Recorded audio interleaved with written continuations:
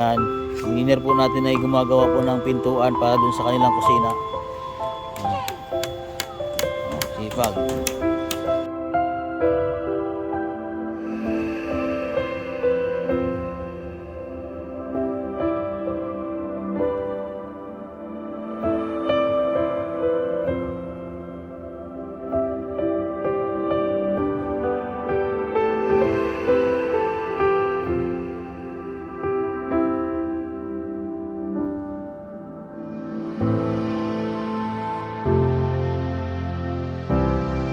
Kaya po mga kabayan, magandang tanghali sa atin lahat. So ngayon po for today's vlog ay andito po tayo ulit sa bahay po nila RJ at kami po ngayon po ay nagpipintura po sa bahay nila at tinatapos na po namin. At ang pagpipintura po namin sa ngayon ay sa loob po ng bahay nila. Ayan po, maraming salamat po sa sponsor po nila, kay Sir JB ng Florida USA at kay Tita Rose at Tito Rob. Yan, maraming salamat po sa inyo. At sa ating anonymous po from California, maraming salamat po sa inyo, ma'am. Nagbili po tayo ng pangsahig po nila doon sa kitchen po nila. Nagbili po tayo ng mga bambus po, mga kawayan, pangdagdag doon. Ayun po natin yung lahat ng ano po yung mga kaya po natin para maging maayos po yung bahay po nila RJ. Ayan, yung nandito po yung team ko ngayon.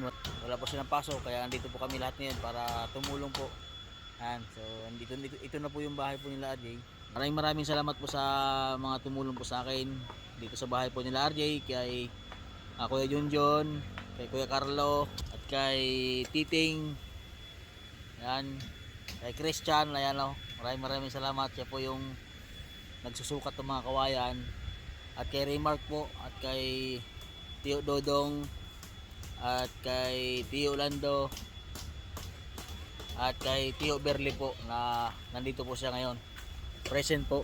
Ang si Christian po ay gumagawa po ng mga kawayan. Ito po yung mga nagamit po namin. Yan. Siya po yung tagalagari ng mga kawayan. Tapos si Tio Berli naman po yung kumakabit po ng para doon sa lagayan po ng mga plato nila RJ. Yan. Ito na po. Ayan po, siyempre ang ating engineer. Yan. Ang engineer po natin ay gumagawa po ng pintuan para doon sa kanilang kusina. Oh, sipag. At papasilip ko pa sa inyo yung loob po ng bahay nila RJ. Wow, nagluluto ata si RJ. RJ, nagluluto ka? Aba. RJ, nagluluto? Yan. So ito na po, nalagyan na po natin ng sahig dito sa kanilang kitchen po. Ayan, napakasimple po, napakaganda. Simpleng bahay pero maganda. Ayan. Ayan. So ayusin po natin to, lalagyan po natin yan ng magandang sahig. Ayan. Yan po yung kanilang lagay ng mga plato dyan. Simple po. Tapos dito po ilalagyan pa po yan dito ng parang lutuan po nila mga kabayan. Wow! Ayan, ito na po yung loob ng bahay nila RJ. Wow! Gandang kulay na. Oh. Ayan, ang nagpipintura po ngayon ay si Raymark. Siya po ang naka-destino dito sa loob po ng bahay nila RJ. Yan, pinipinturahan po. Oh, di ba? Kulay gray po yung mga pili po namin para po hindi po marumihin. Oh, yan, maganda na. Dito. Hindi ko muna nasandok doon. Oh, yan si Angel. Oh. Nag-aaral si Angel? Nagkukulay. Ha? Anong ginagawa ni Angel? Nagkukulay po. Ha? Nagkukulay. Ay, nag-aaral si Angel ah. Nagkukulay. Ha? Nagkukulay pa? Nag-aaral si Angel? Papa. Anong kinukulay nyo? Saan to galing? Sa... ito yung binigay sa ni Madam Yula, ng libro. Oh, ayos ah. Ito si, si Gerald. Nagkukulay ka rin, Gerald? Papa. Ang ganda ng bahay nyo, Gerald. Papa. Ha? Papa. Yan, nagkukulay si Gerald, oh. Wow. Anong kulay ng apple? Ha? Anong kulay ng apple? Kulay? Aba, galing ah. Ito wala man ito pang kulay.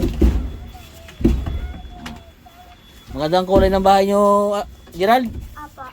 Ha? Kulay gray. Ang ganda na ng bahay nila at Ate Marjorie. Oh. Ah.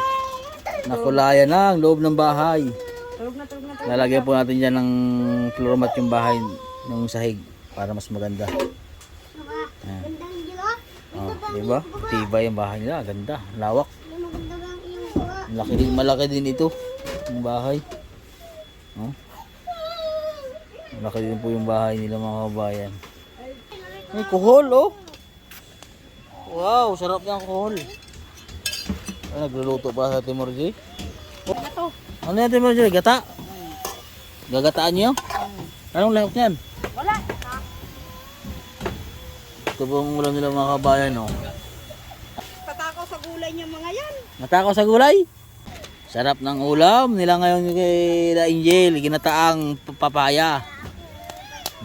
Ganito po ang kanilang buhay, simple life lang po. Ang kanilang buhay. Yan oh. Ginataang papaya ala Chip Rogers or Marjorie. Ito po yung kanilang ulam, hahaluin po natin. Oh, ito lang po yung ulam nila mga kabayan oh.